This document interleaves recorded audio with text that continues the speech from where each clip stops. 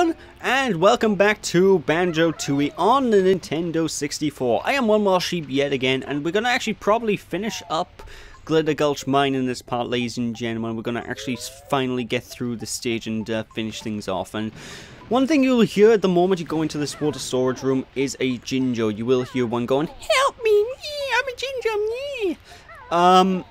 Don't worry too much about picking up the Jinjo yet. We can't grab the Jinjo in this room just yet.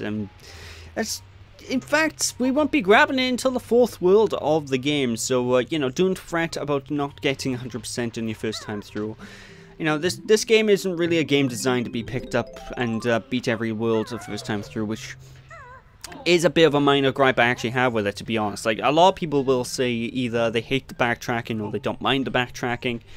And me, I don't mind the backtracking, but I'm still in that mindset of I'd prefer to have all of the abilities within the world to clear the world first time through.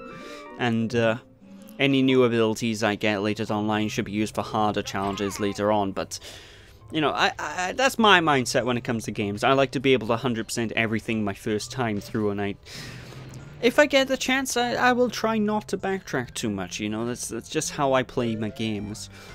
And Banjo Tooie is a game built pretty much primarily on backtracking, and for the most part it isn't too big a deal in this one because the backtracking is done in such a way, because all the worlds aren't really considered levels in the way that this is designed. Like, the backtracking's really simple and really quick and easy to do, but you know, I know some people out there will be really not too fond of it, and honestly, I don't mind it, but it's just, oh Jesus, I'm getting wrecked.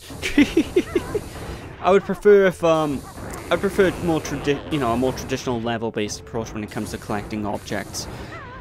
Of course, I do think that the whole world building makes up for it. You know, the fact that all the worlds are segmented into like areas that are connected and interlocked and all this nonsense. I think that makes up for it. But you know, that's just me.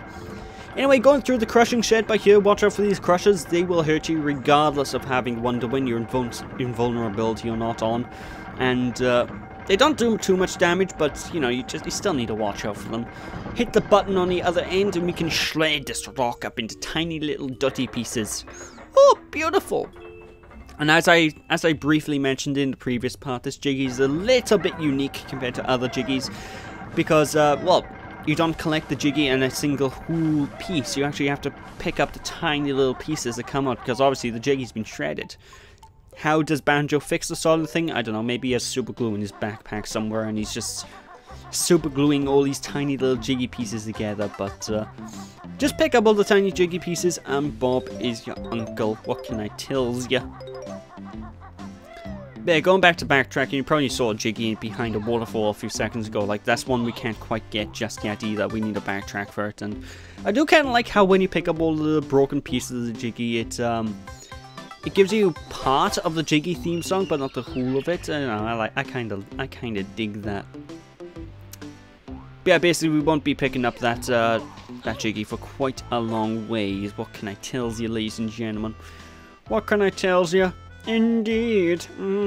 Yes.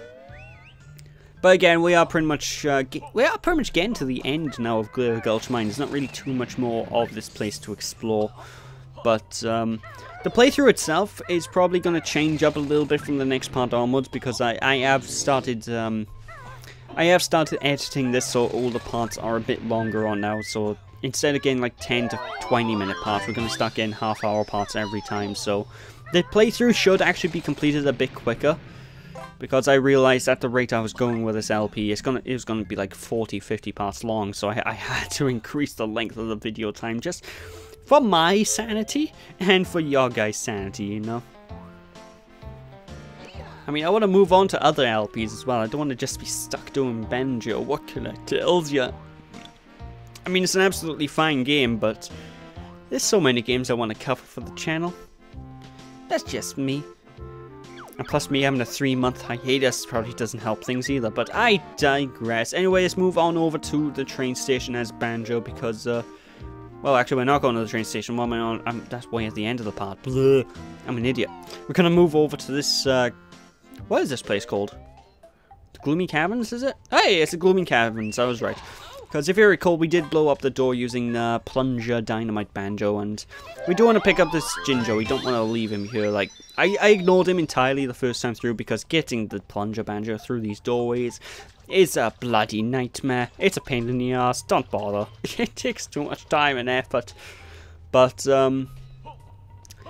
this area of the game is also another area that we won't be able to 100% straight first time through. Like that one room, this one like shed in the middle of the underground. Why is there a shed in the middle of an underground cavern?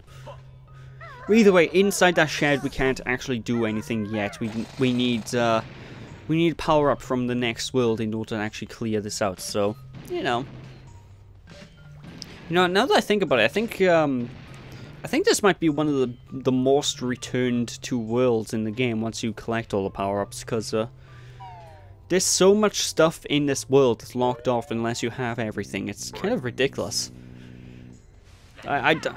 Maybe Jolly Roger's Lagoon later on you have to backtrack to more, but I'm not actually sure. I think this is probably the stage we'll end up backtracking to the most. Don't quote me on that, it's just what I think. But anyway, we do have a nice little mechanic with these generators here. Basically use our fire eggs in order to power up the generators, and it'll make a nice little light path so you can see where you're going.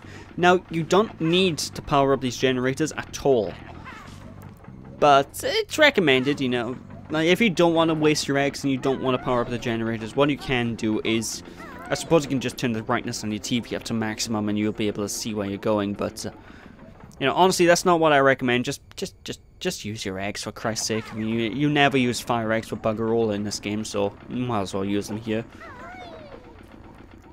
Like, seriously, once you get the later egg types, a lot of the earlier types, like the standard eggs and fire eggs, become essentially useless, and it's such a shame. I don't know.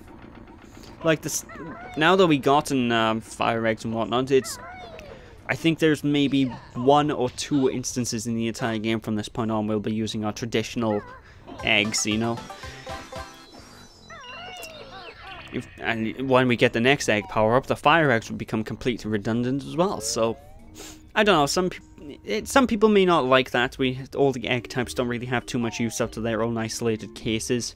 I honestly don't mind, but from the next world onwards, our main egg type will be completely replaced for the entire game, because we'll be getting what's arguably the best egg in the game. But I'll talk about that next time when we actually get to the next world.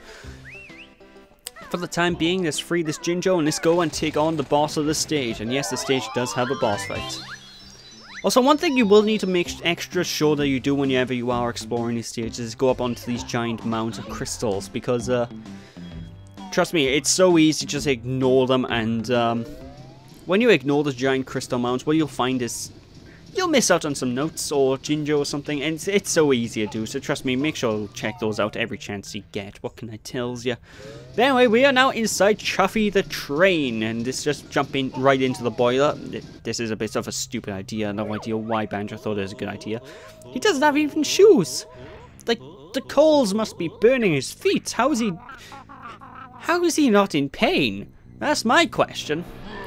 Either way, it's time to take battle to Old King Cole here. This is,